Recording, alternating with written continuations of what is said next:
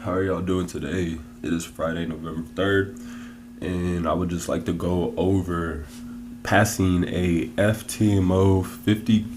All right, let me say this, quote unquote, passing an FTMO 50K challenge account, and I'll get into details on why I say quote unquote in just a moment. I did take 4 trades this week. That was it. All of them were on gold.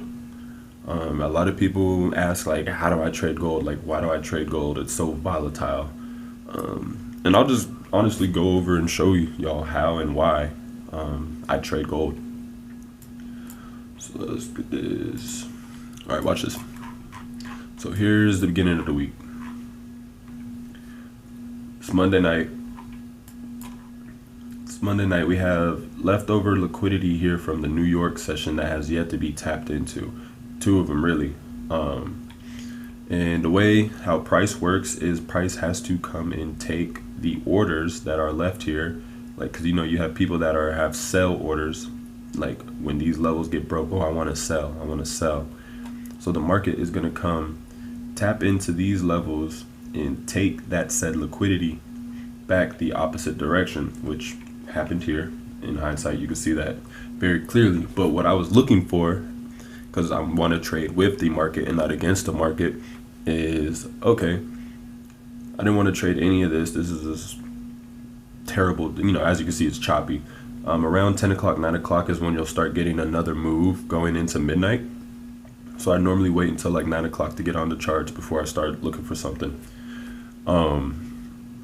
What I saw and what I targeted, because I just wanted this liquidity. This was the ICT, the silver bullet liquidity, and this is the pre-market low. I wanted the New York liquidity. That's why I targeted just New York liquidity.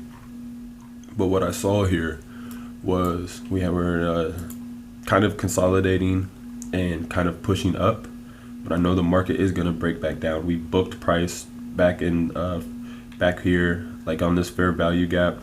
It just tapped it and just kept going down, so that was confidence for me. But what I saw was a little high, a little breaky break, and I was like, okay. And once we broke this second pivot, and we had a fair value gap right here. It's hard to see. We had a fair value gap right here.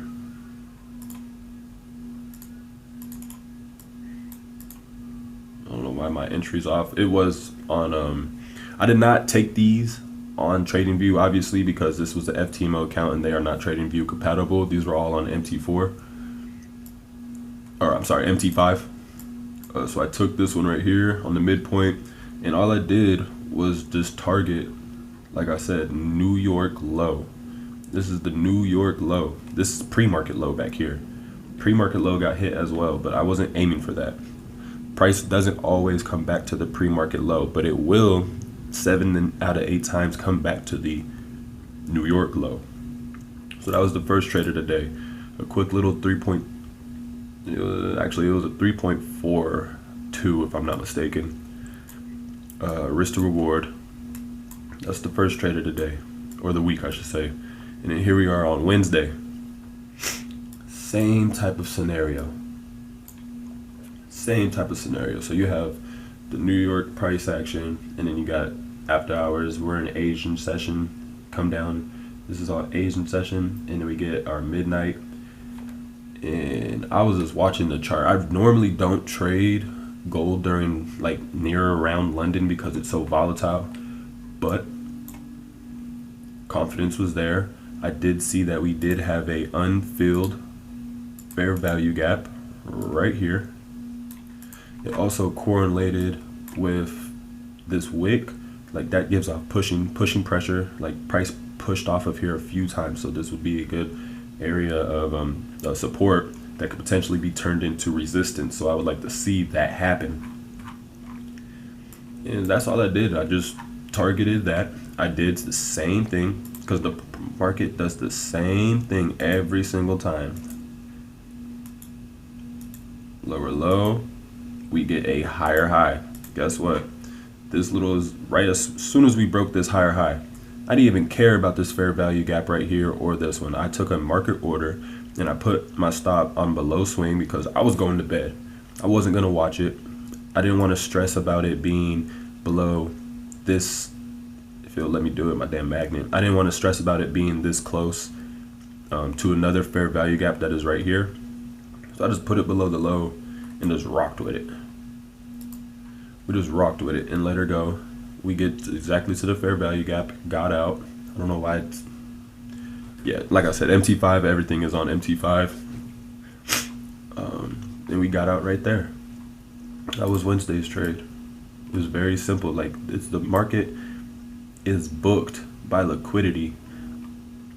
Like, for instance, on the back end, as soon as we broke this high right here, this close high, like this area, what did the pars do? It reversed. And what did we do when we took this low out?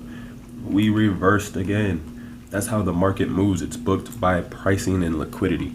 And we always got to fill these fair value gaps as well. Third trade of the day, or the week. That's the second time I said that. This was London session. Same shit.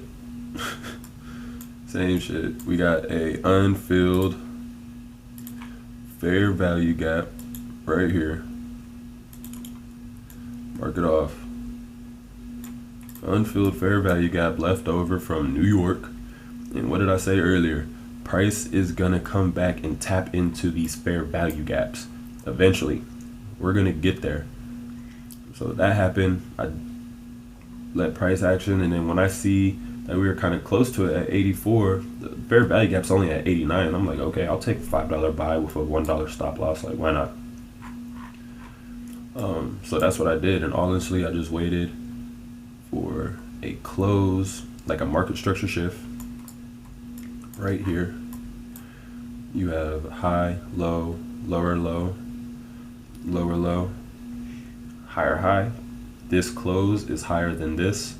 That is a market structure shift.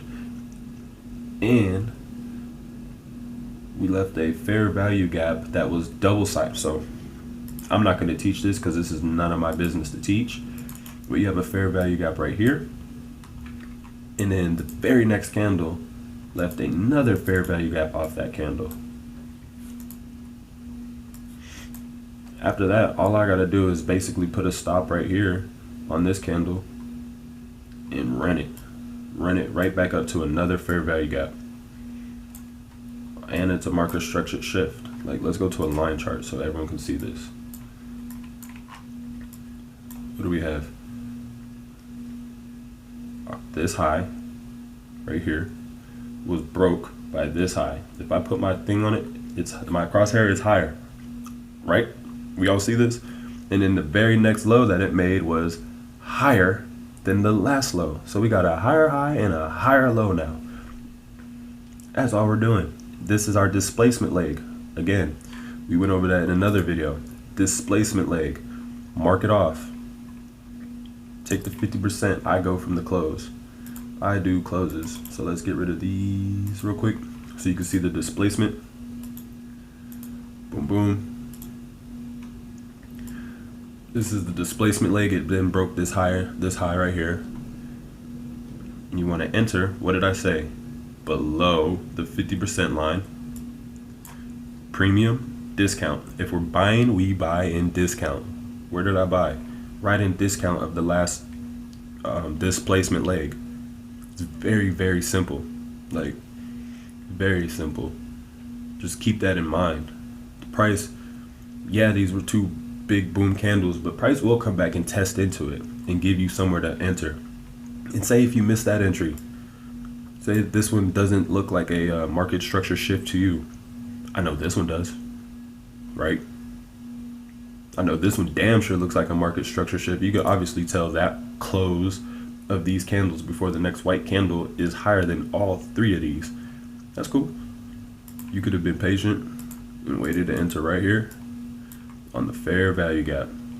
See how the price taps into your fair value gap? Still could have got an entry.